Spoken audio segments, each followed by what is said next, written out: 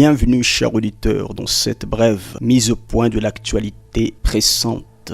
En effet, Joseph Robinette Biden Jr. a été élu 46e président des États-Unis, à la place de Donald Trump.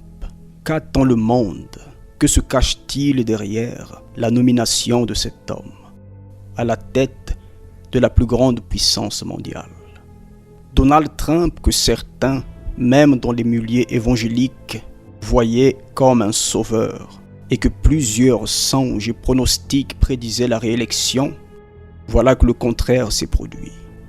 C'est pourquoi, chers auditeurs, l'actualité et les événements de la fin des temps doivent une fois de plus forcer notre humilité face au plan de Dieu. De l'humilité, chers auditeurs, contrairement aux pronostics hasardeux de certains qui ont voulu prendre la place de Dieu, qui est au contrôle de tout. Souvenez-vous toujours de la prière du Seigneur. Que ta volonté soit faite. Et avec l'élection de Joe Biden, c'est la volonté même de Dieu qui a été faite. Quelque chose peut-il échapper à Dieu? Dieu a permis que les choses se fassent ainsi. Ainsi comme de l'élection de Trump, cela est ainsi pour l'élection de Biden. Mais ce qui est incontestable, que vous le vouliez ou non, c'est que M. Trump a été et restera certainement l'un des plus grands présidents des États-Unis d'Amérique. Aucune guerre à son actif, ce qui est presque un miracle, vu les tensions géopolitiques, notamment avec l'Iran. L'administration Trump a signé plusieurs traités de paix. Trump était un patriote convaincu et un fervent défenseur des principes bibliques de la famille. C'est pourquoi, avec son départ, disparaît aussi le dernier rempart contre le nouvel ordre mondial, qui, comme vous le savez, va se mettre en place de 2021 à 2030. Ce que vous devez garder à l'esprit, chers auditeurs, c'est que derrière les hommes qui nous gouvernent, derrière les événements qui se dressent à l'horizon, il y a des forces spirituelles à l'œuvre. C'est pourquoi vous ne devez pas tomber dans la surenchère facile et charnelle des réseaux sociaux. Bien entendu que nous encourageons les lanceurs d'alerte et les sentinelles à continuer leur travail formidable. Mais ne tombez pas dans la surenchère qui empêche à la plupart de prendre du recul et d'avoir une vue spirituelle sur les événements. Monsieur Trump était pour le monde l'ultime alerte. Comme son nom l'indique, Trump, trompette. Et ainsi comme à l'époque, le son de la trompette augmentait la pression et la tension de ceux qui l'entendaient, ainsi a été le mandat de Donald Trump. Ainsi ont été les 4 années de son mandat. Le monde entier était sous tension et sous pression permanente, tension géopolitique, économique et sociale. Pour le monde donc, le son de la dernière trompette a cessé. Pas la dernière trompette pour l'Église, mais le son de la dernière trompette pour l'humanité a cessé avec le départ de M. Trump. Ainsi, l'arrivée de Joe Biden va donc progressivement faire retomber cette tension géopolitique pour préparer les 3 ans et demi de fausse paix du règne de l'Antéchrist. Vous voyez que les choses se bousculent et vont s'accélérer, chers auditeurs. Réveillez-vous. Mais que va-t-il donc changer pour le monde avec la prise de fonction de Joe Biden à la tête des États-Unis? Gardez premièrement à l'esprit que tout ce qui commence aux États-Unis se répand dans le monde entier. Et tout a toujours une connotation spirituelle contre la parole de Dieu. M. Biden annonce déjà la couleur avec la composition de son gouvernement. Un gouvernement composé de plusieurs représentants des minorités. Un homosexuel, Pete Buttigieg, ministre des Transports. Une transgenre, Rachel Levine, ministre adjointe à la Santé. Une lesbienne, Karine Jean-Pierre, porte-parole adjointe de la Maison-Blanche. Il ne s'agit pas ici de juger l'être humain, mais notre but est de vous dévoiler le symbole caché derrière ces nominations au sein du gouvernement le plus puissant du monde. Ainsi, la Babylone politique commence à affirmer sa nature. Il s'agit donc du déclenchement de la mise en lumière et de la normalisation totale du mouvement LGBT sur l'ensemble de la planète.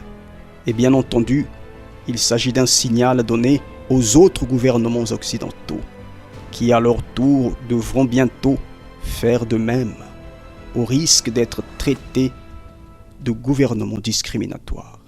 Ce qui signifie que les futures équipes gouvernementales des pays occidentaux devront avoir parmi leurs ministres des représentants de minorités.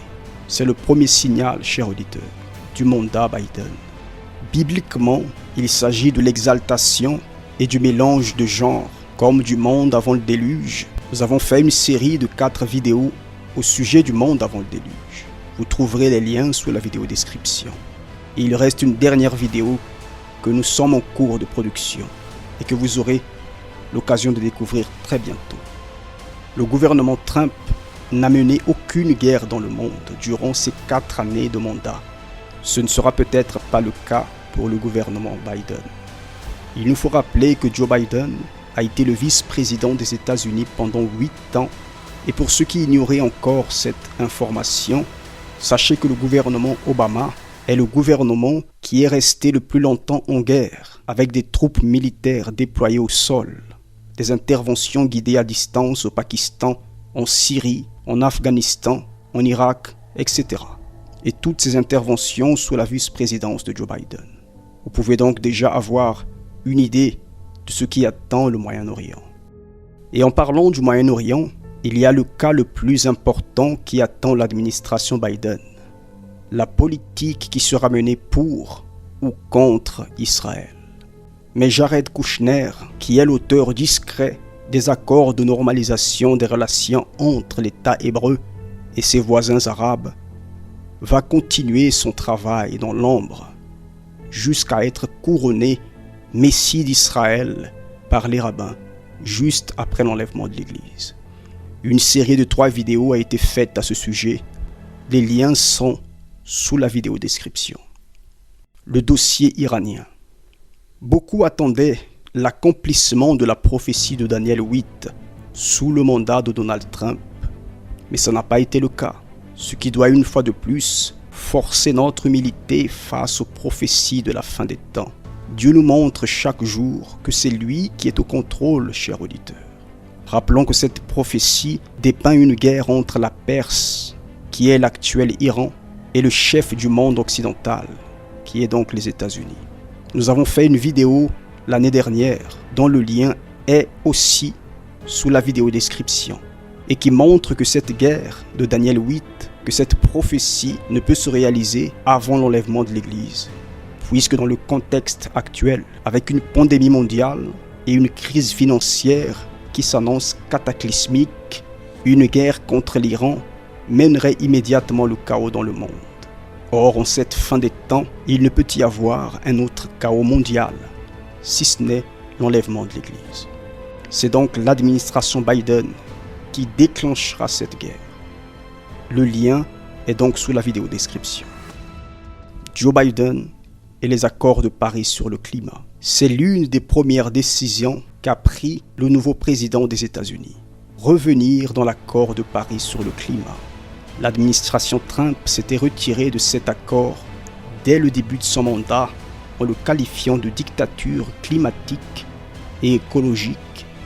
Gardez à l'esprit, chers auditeurs, que l'un des objectifs finaux de l'écologie est de prendre le contrôle total sur la production alimentaire et énergétique mondiale.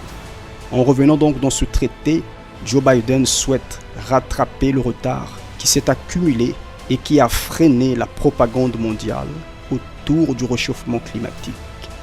Ainsi va donc redémarrer le rouleau compresseur des normes restrictives contre les petits producteurs, ce qui va signer la mort, l'asphyxie de l'élevage et de l'agriculture locale, qui croule déjà sous des restrictions au nom de la préservation de la planète. Et pendant ce temps, l'injustice continue, les grands groupes industriels continuent à polluer en toute impunité. En somme, les mondialistes ont eu ce qu'ils attendaient, Ils ont 4 années de retard à rattraper sur leur agenda à cause du mandat de Trump. Ainsi, on peut vous certifier que les événements vont maintenant s'accélérer et ils ne vont perdre aucune seconde, chers auditeurs. C'est pourquoi on vous conseille de vous accrocher, sinon vous aurez du mal à suivre. Le 20 janvier 2021 est certainement, chers auditeurs, le coup de départ du nouvel ordre mondial. Jésus revient bientôt, bien-aimés. Mais quoi qu'il en soit, n'oubliez pas que c'est Dieu lui-même qui est au contrôle de tout. C'est pourquoi ne vous laissez distraire par quelque information que ce soit. Gardez vos yeux sur l'agenda de Dieu, c'est-à-dire sur le Saint Livre, la Bible, car tout se fera comme Dieu le décidera. Que sa volonté soit faite. Maranatha.